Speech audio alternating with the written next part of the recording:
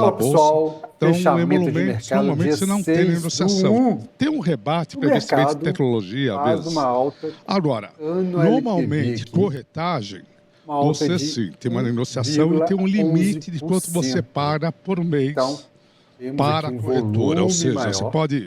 você Nas paga médias hoje foi bom. 50 mil Foi reais por bom. mês. Não E interessa o quanto estocástico você a opera. 5,33. Então, Aí também quer operou um dizer que os contrato, vai pagar compradores 50 estão mil. ganhando a Mas não disputa. interessa quanto você Então, alta para opera o mercado, e para possamos aqui o chegar resultado. aqui Então, o institucional, eu diria que tem a diferença só da 154.600, corretagem. tá?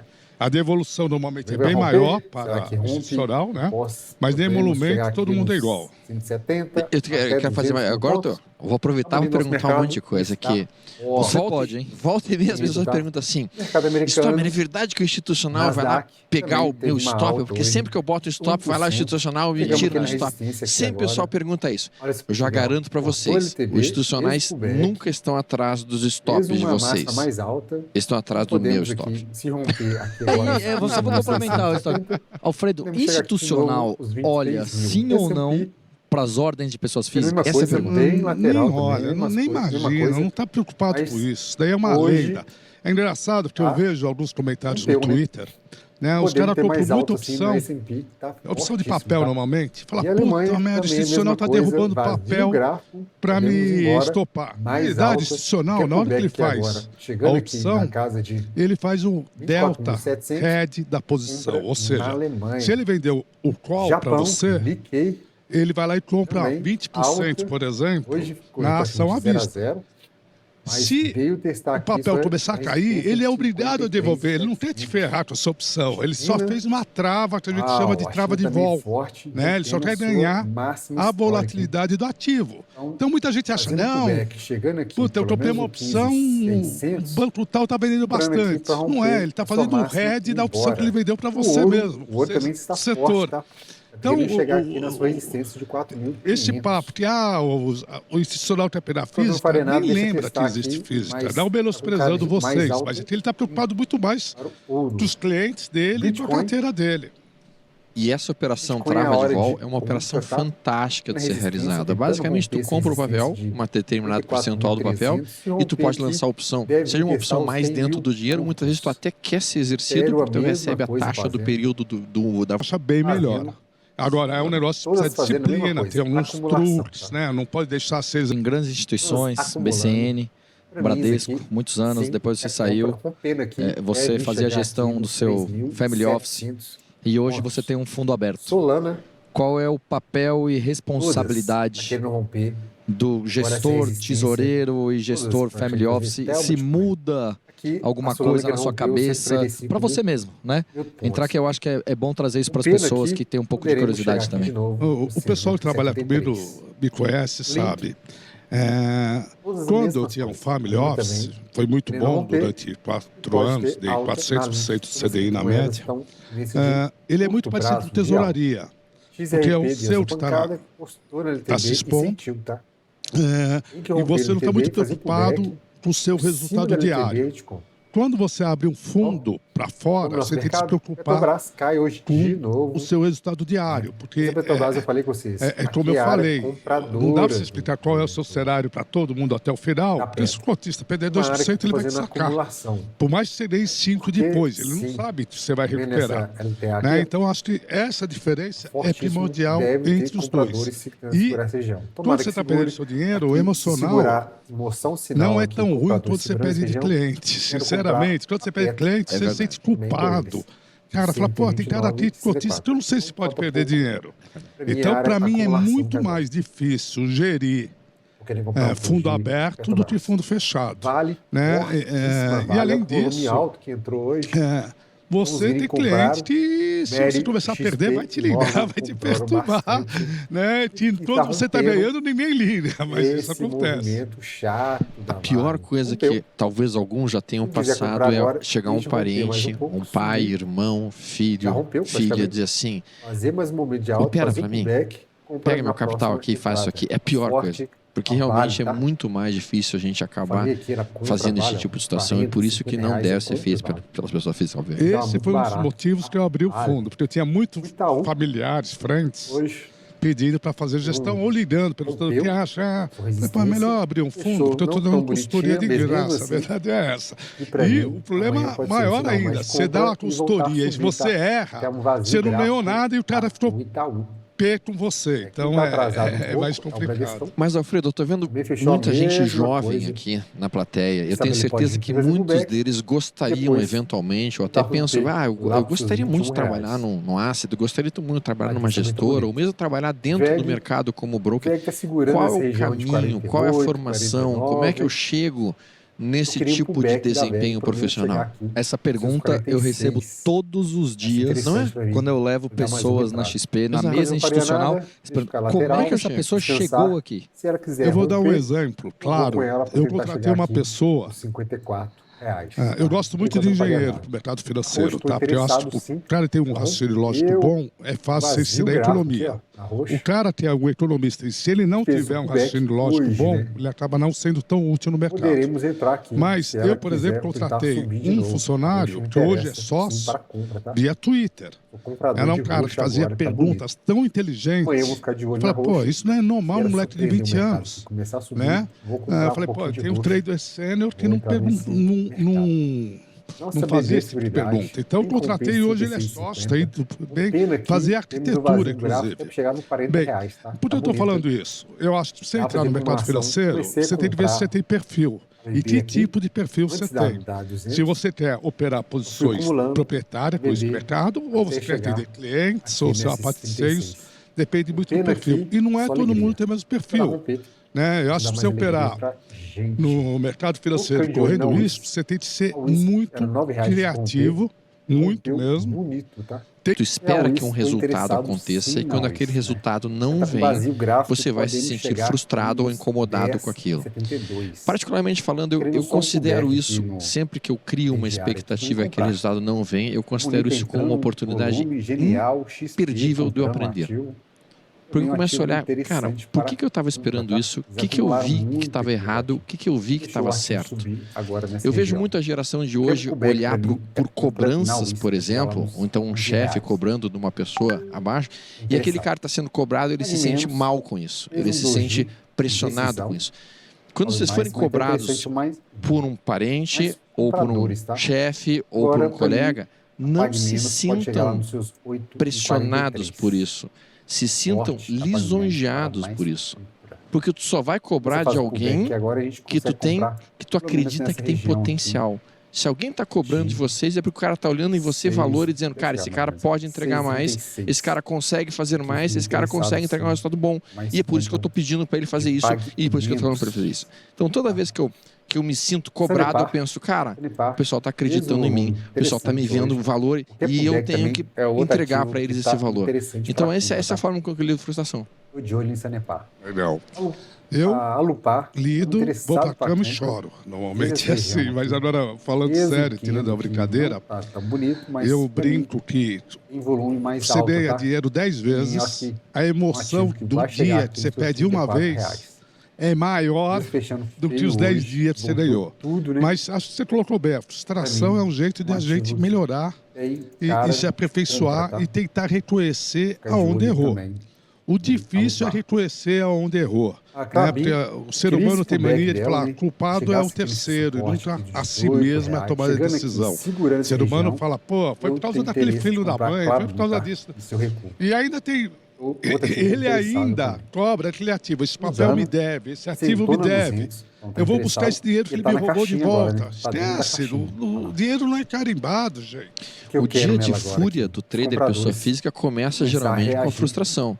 O cara geralmente inicia o dia ganhando, fazendo algum dinheiro, aí ele perde o segundo trade, está no prejuízo, daí ele quer recuperar o dinheiro que ele deixou na mesa e daí ele dobra a posição, aumenta o tamanho de lote, que é uma coisa que o Alfredo comentou aqui conosco que não deve ser feito, e daí quando ele vê o buraco dele fica cada vez maior, porque ele não aceitou o desaforo do mercado. Os melhores traders pessoas físicas que eu conheço são excelentes perdedores. Em que sentido? O excelente perdedor é aquele que levou um loss, ele não se ofende com aquele loss. Ele não fica furioso com aquele loss. Quando o mercado mostra que ele está errado, ele vai lá e fala, cara, eu estou errado. E ele fecha rápido a posição, ele mata rápido o prejuízo e quando ele está certo, ele deixa o trade andar. Então os melhores perdedores são os caras que mais fazem dinheiro. Aquele cara que perde e não se chateia, não fica magoado, não fica com raiva, não quer voltar batendo no mercado como se fosse uma criança de 3 anos de idade que está chateada, que ataca um adulto sem nenhum tipo de planejamento, né, Alfredo? Perfeito, acho que é isso mesmo. Volta, tem um outro ponto que eu queria comentar com vocês. Ontem a gente esteve gravando com o superintendente da CVM e foi um papo muito interessante. E eu já conversei com ele diversas vezes sobre isso, sobre o mundo trader, para falar da profissionalização do trader. O que eu quero dizer com isso? Que mesmo que seja pessoa física, ele fala que você tem que ter uma plataforma boa e estável, você tem que ter uma internet boa e uma segunda para se aquela primeira falhar, você tem que ter uma máquina boa, você tem que ter boas ferramentas de gestão de risco. Enfim, e aí vai para vocês dois, mas acho que é uma pergunta de maneira diferente, né? Como é que vocês enxergam hoje o profissional ideal do trader, olhando muito mais para esse lado profissional? Olha, eu acho que o institucional leva uma vantagem porque ele tem toda uma infraestrutura, Bloomberg, pode ter Reuters, pode teste. Tipo uma pessoa física ou menor é muito caro. Né? Não estou pensando. Agora, o que uma pessoa, um profissional deve ter é um bom network. Se você é muito bom de câmbio e não é bom de juros, espera um cara que é bom de juros e começa a trocar figurinha. Porque você vai aprender sobre juros e você vai fornecer conhecimento para ele sobre câmbio. Então você tem que ter um network que te complemente. E não só, o cara entende de câmbio, vou ser amigo dele. Não vai funcionar. O mercado é troca de informações, troca de conhecimentos. Eu acho que a melhor coisa para a pessoa física nesse ponto é você ter um network legal. Aí acho que funciona. Acho que a colocação da oferta é perfeita. Network é fundamental. Ou seja, dá para montar grupos de estudo. Então, daqui a pouco, um sujeito vai estudar mais petróleo, outro sujeito vai estudar um pouquinho mais Banco do Brasil, ou setor financeiro, outro vai estudar mais índice futuro, dólar, taxa de juros. E aí cada um consegue dar a sua visão rapidamente. Ter pequenos grupos de estudo é uma coisa muito boa. Mas para a pessoa física, redundância, pessoal. Eu me lembro até hoje, 2007, eu estava comprado no talo em índice futuro. Comprado assim, num risco muito maior do que eu fazia. Na época eu não era tão disciplinado quanto eu sou hoje. E simplesmente no meio da operação, caiu a luz. Caiu a luz, fiquei sem luz, estava sem no break, não tinha no break na época. Aí o cara começa a procurar o telefone, já não tinha telefone celular na época, estava sem bateria, pronto. Aí o cara começa a bater aquele desespero brutal.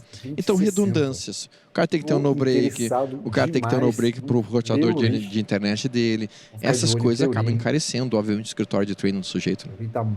Ou seja, como considerações finais, você enxerga um pouco cada um no seu quadrado, mas olhando muito mais para esse lado profissional, é isso? Sim, essa é a ideia. E você, Alfredo? Eu acho que o legal do mercado financeiro é ter aprendizado. Todo dia tem coisa nova. Então você tem que ser um cara dinâmico e tem que gostar de mercado. Tem que dormir pensando no mercado, acordar pensando no mercado. Eu sonho, às vezes, que eu estou operando. É um negócio impressionante. Ou seja, achei que era tem que ser prazer. Mas mercado financeiro, para quem gosta, é um prazer. E eu tenho 63 anos, já fui executivo de banco, estou aposentado como diretor de banco. E eu trabalho porque eu gosto do mercado financeiro. Eu vou morrer fazendo isso.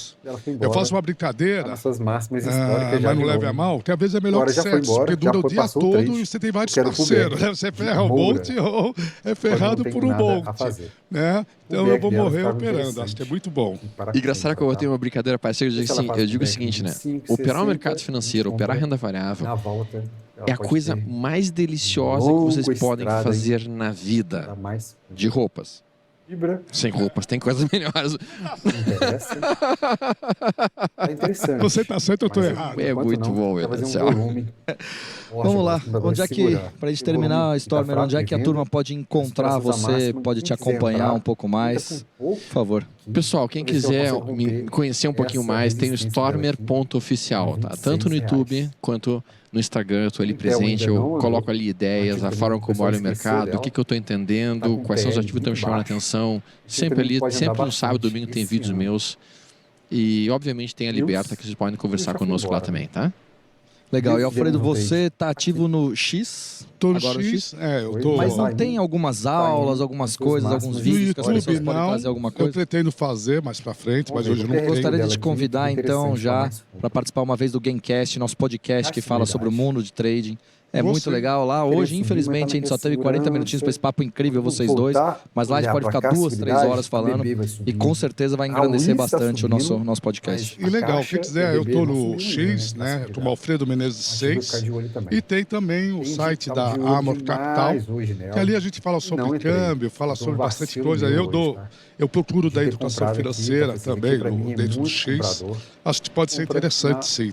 Apesar de não ter só eu, tem muita gente boa no X ajudando a educação financeira, que infelizmente, num país que teve sempre processo inflacionário alto, você não tem matemática financeira no segundo grau. Eu acho um absurdo isso, mas paciência. É isso, queria agradecer então vocês dois. Agradeço. Muito obrigado, Stormer, muito obrigado, Alfredo. Obrigado a todos que estiveram com a gente. Eu só vou pedir para que... BRB também. Inflação hiper, ou chame do que você quiser, começa quando passa de 100% ao ano em 12 meses acumulado. Adivinha quem é o número 1? É o Brasil. Isso deseducou, estragou o Brasil de um zilhão de maneiras. E é claro que é uma doença muito profunda. Tanto que o plano para acabar com essa doença, ele tem que ir muito fundo em muita coisa. Todo mundo parece ter uma opinião sobre a política monetária melhor do que o presidente do Banco Central atual. Isso foi amadurecido e consolidado antes de existir o Twitter. Não, você faz, vai ter sempre gente achando ruim. Parlamentares querem gastar o dinheiro que não existe agora, porque o país está precisando agora. O futuro é tão brilhante, nós somos o país do futuro, que se endividar não tem problema. E por isso o Brasil tem taxa de inflação muito alta e mesmo taxa de juros. A gente precisa piorar um pouquinho mais para pensar em melhorar? Acho que às vezes a crise, enfim, cria uma urgência, mas não precisa. Eu não queria. Não precisa. A gente erra, a gente errou em a administração da moeda durante muitos anos e fez uma lambança, talvez a maior do mundo. Consertou. Por que não vai consertar também o assunto da produtividade? Mas é com vocês, gente jovem. A minha turma já consertou a moeda, já foi muita coisa. Não foi fácil. Ainda não apareceu no executivo a liderança que vai abraçar esse assunto e dizer isso é a chave para o nosso futuro, vamos encarar o problema de frente. Eu acho que os próximos 30 vão ser melhores que os últimos 30. Não quer dizer que vai ser fácil.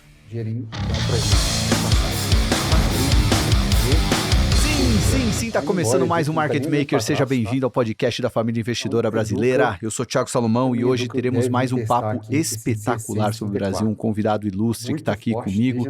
E por isso não estou sozinho no papo. O Josué Guedes, nosso CEO, está aqui para me ajudar na conversa. Tudo bom, Josu? Tudo certo por aí, Salomão. Preparado para ter esse papo de alto nível com o Gustavo Franco? Pô, menos do que nunca, né? Estar aqui na presença do Gustavo Franco é um momento, histórico. Josu, antes de eu falar dos nossos patrocinadores, só para quem não conhece o Gustavo Franco, você que faz aquela lição de casa bacana ali, quem que é o Gustavo Franco? Eu pensei em colocar dispensa apresentações, mas acho que a gente pode fazer, né? Tem uma galera nova chegando aí no nosso canal, né? Às vezes um jovem.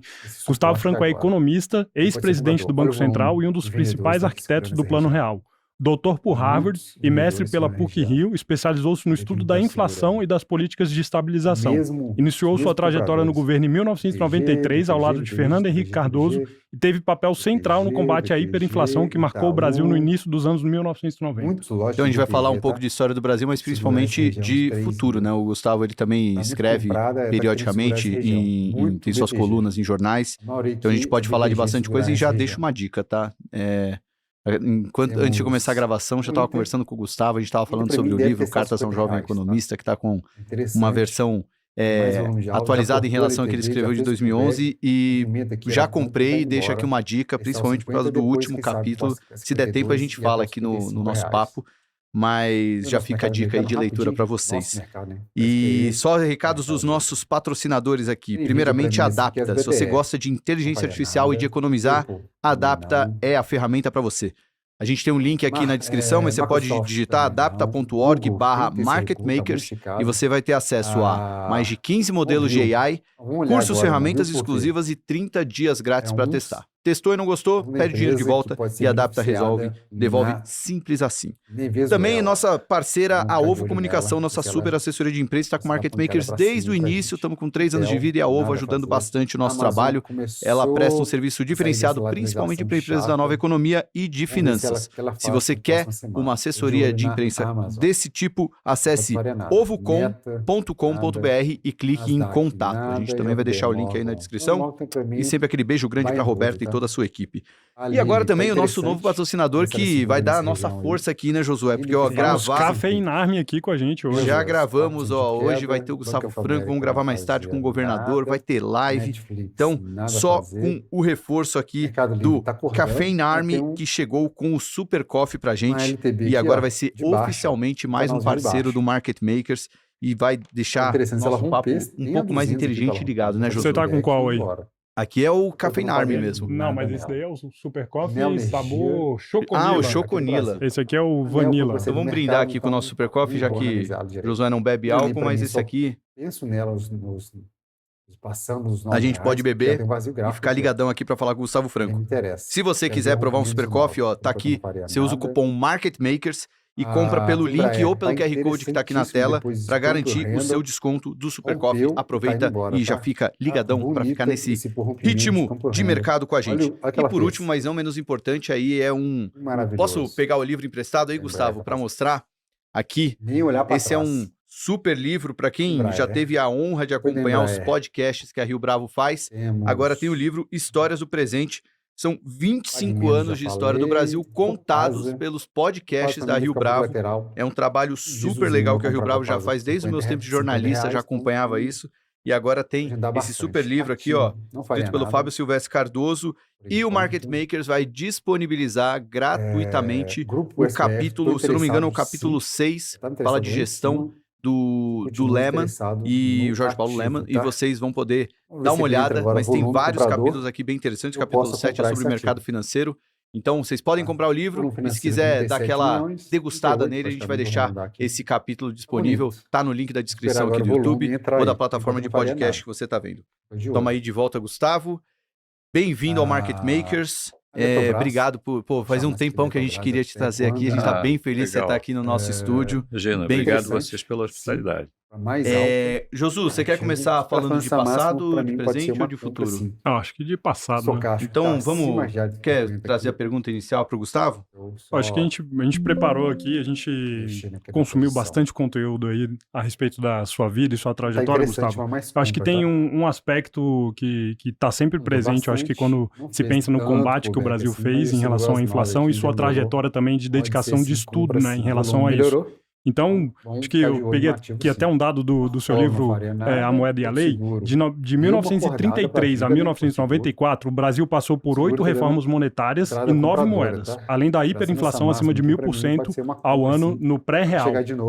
O que explica essa história monetária brasileira? Assim, acho que a gente não tem um dia inteiro aqui, claro, né, para você nos explicar, mas eu acho que isso está no imaginário nosso, né, o que explica o Brasil ter sido tão estável nesse quesito tão crucial para a estabilidade de qualquer país.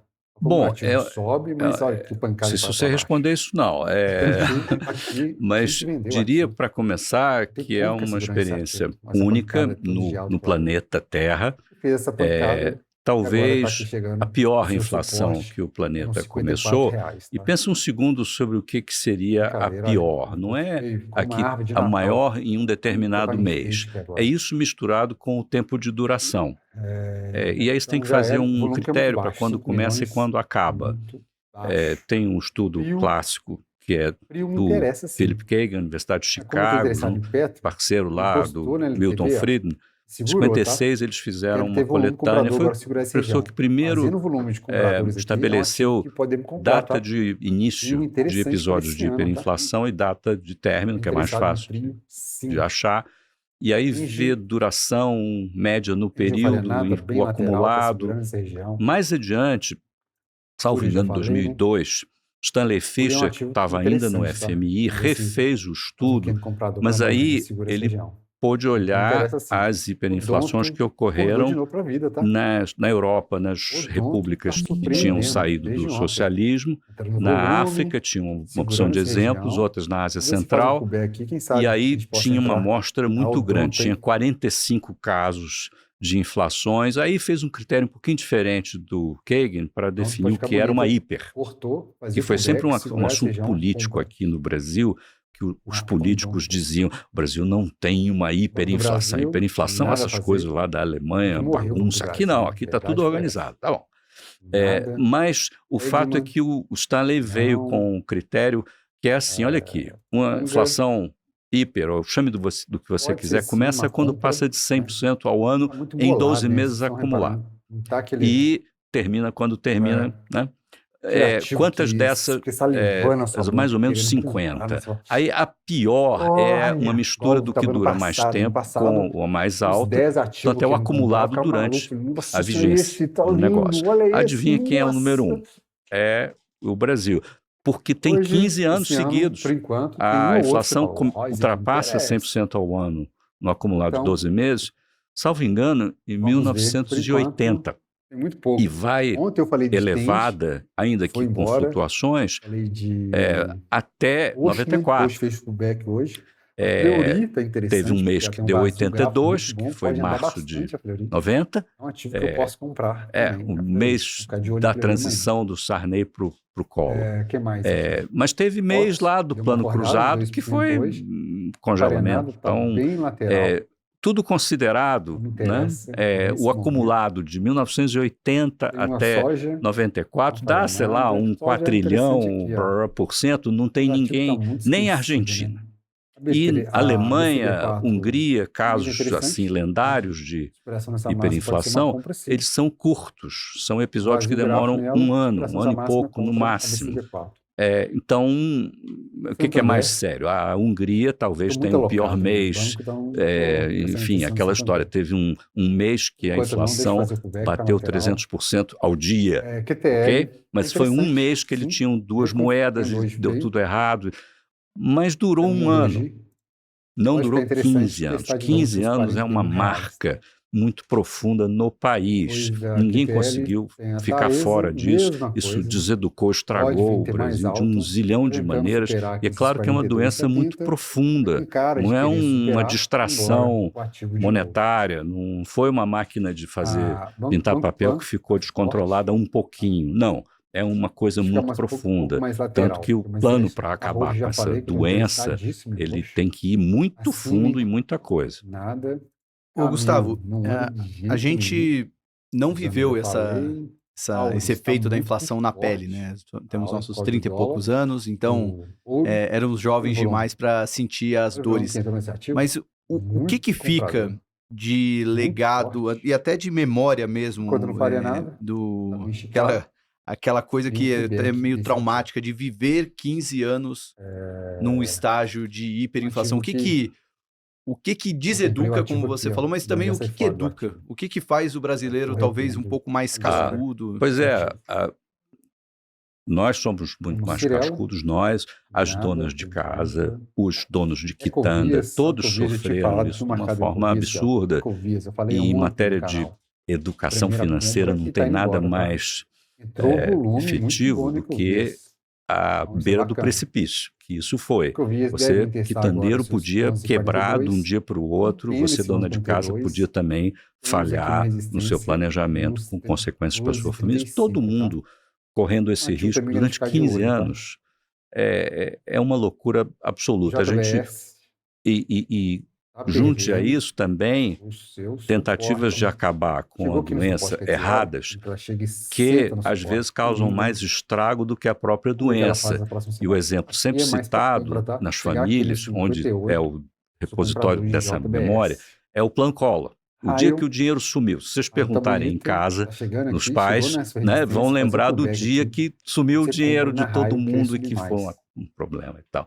Também as experiências dos congelamentos, que era muito bom no primeiro dia, no segundo dia mais ou menos, daqui a pouco era uma tragédia. Essas experiências do combate errado elas também foram traumáticas. Isso tudo ao longo de 15 longos anos. Tá?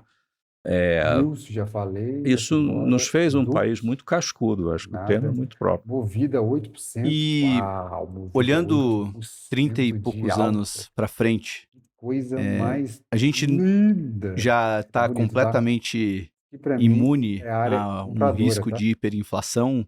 O que você vê de tanto dessa melhora estrutural que o Brasil teve, e de fato isso não vai mais voltar, ou a gente corre risco sim, com inflação não se brinca, isso pode voltar a assombrar.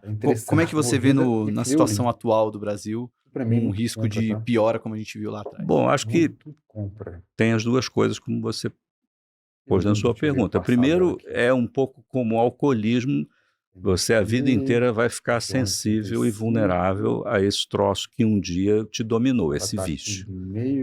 Então não dá para brincar com a inflação, com a moeda. Mas, por outro lado, parte importante do Plano Real foi uma reconstrução em larga escala do sistema monetário, que hoje está super protegido e blindado das loucuras do passado. E o nosso passado ensina muito sobre exatamente como elas acontecem. Então, hoje, Banco Central e o sistema bancário, já não tem mais banco estadual do jeito que tinha, antigamente era assim. Pensa que é como se cada estado tivesse um banco central. A gente não tinha um banco central, tinha 27 mais o federal e mais os outros 5 bancos federais também eram meio banco central. Então, é típico da hiper você não ter um banco central, você ter 40. Entendeu? Aí não é mais assim. Mas deu muito trabalho para reconstruir toda a regulação bancária para que bancos funcionassem como bancos, que estados não tivessem bancos, que tivessem uma separação entre a política fiscal e a monetária. Tudo isso nos blinda de a política fiscal irresponsável se transformar em inflação. Agora, a gente está vivendo exatamente agora e vai viver nos próximos anos essa inconsistência entre o mundo político querendo expandir as fronteiras do possível no campo fiscal, mas isso não se converte em inflação, porque a gente tem uma estrutura de defesa quanto a isso que não deixa e não vai deixar a irresponsabilidade fiscal virar inflação de novo. Agora, a tensão entre o Banco Central e as instituições fiscais, ela está presente. E claro que a gente corre risco agora que, quando a esquerda tomou conta do executivo, o presidente Lula, e como é que ele trataria o Banco Central, todos vimos como ele, presidente Lula, tratou o assunto do Banco Central independente, hostilizou o presidente do Banco Central, nomeado pelo presidente anterior, mas acabou nomeando o seu, 2 anos passados dentro do seu governo, e o seu presidente do Banco Central hoje está totalmente dentro da cultura correta de Banco Central, assentando que está bem dominado, bem blindado. A blindagem sobreviveu bem à mudança de governo.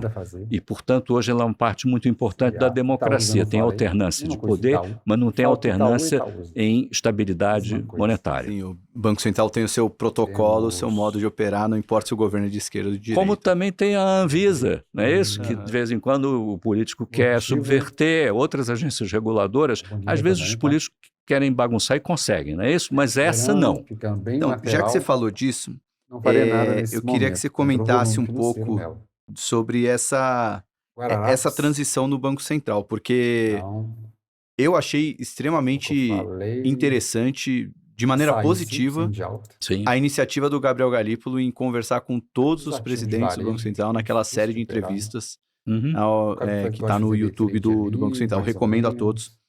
Quem não assistiu.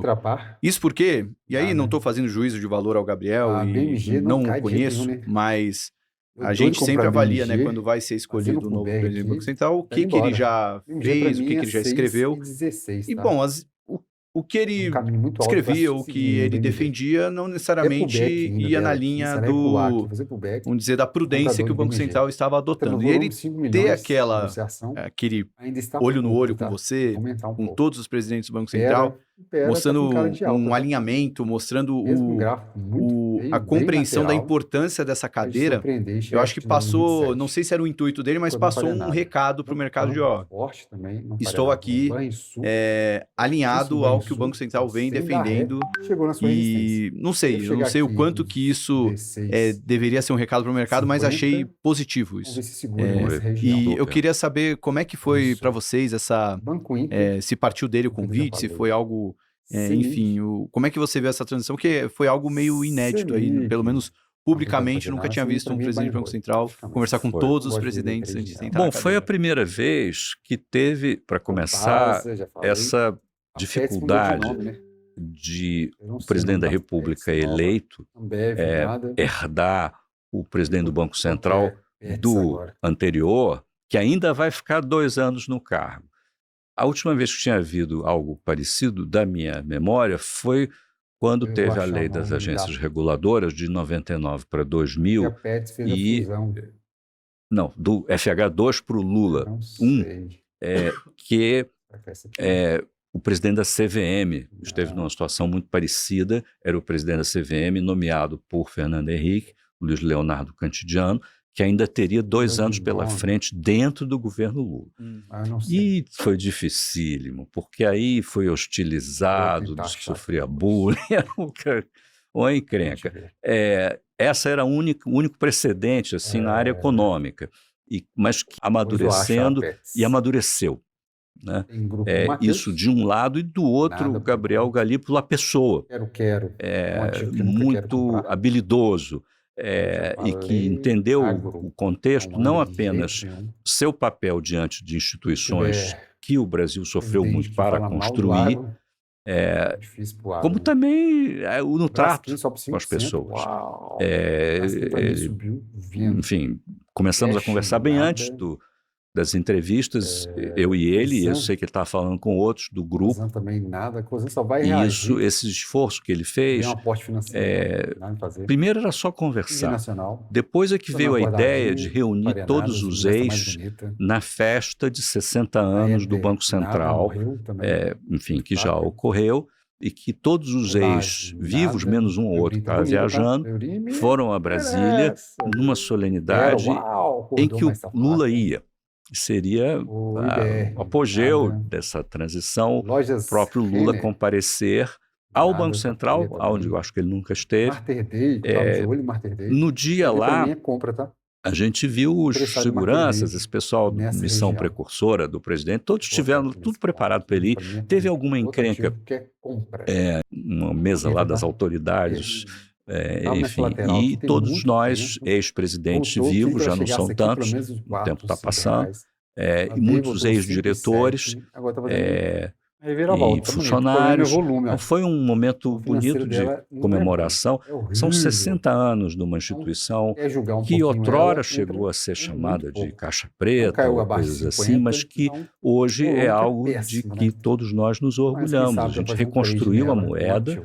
No Brasil, esses 60 anos do Banco Central, os primeiros 30 são mais ou menos, mas os 30 anos anteriores a 94 não foram os melhores. Mas esses depois, o Banco Central também celebrou pela primeira vez, em 2024, um aniversário do Plano Real. E, por razões políticas, nem sempre a administração achava bom festejar para não colocar azeitona na empada de Fernando Henrique, que já não está mais parte do jogo. Mas o PT, Lula era oposição. Lula perdeu sua eleição de 94 para o Plano Real, para Fernando Henrique, perdeu depois a segunda também em 98. Então, posso compreender que ele não acha graça em comemorar o Plano Real. Só que já passou, gente. O real é a moeda do Brasil, bem sucedida e tudo. Então, a gente fez um livro, 30 anos do real, eu, Pedro e Edmar, uma coletânea de artigos assim para celebrar E foi uma surpresa o quanto isso ressoou pelo Brasil, como as pessoas gostaram de festejar uma coisa que é de todos nós, mas que não tem mais coloração política. E Gabriel Galípolo acaba sendo parte dessa coisa, porque é o que de melhor o PT conseguiu de se aproximar do Plano Real e abraçar também a moeda, como a moeda é meio como a bandeira e o hino, não é isso? Ela é um símbolo nacional, ela é um papelzinho, é também uma coisa eletrônica. Né? Quando no papelzinho ela tem exemplares da fauna e da flora, tem os nossos heróis, a iconografia que nos define como nação. Isso é a moeda. Como tomar a moeda como algo do Fernando Henrique? Não, claro que não. Então, parabéns a Gabriel Galípolo por ter abraçado toda essa causa. Ele compreendeu, ele foi diretor um bocadinho, então ele interagiu com as pessoas de dentro, bebeu nessa fonte, entendeu como é que funciona. É diferente a pessoa que está lá na Universidade do interior de São Paulo, acha que o mundo é diferente e chega em Brasília e resolve mudar. Não. E aí acho que está muito bem sentado lá, fazendo um bom trabalho. Eu gostei muito quando ele pede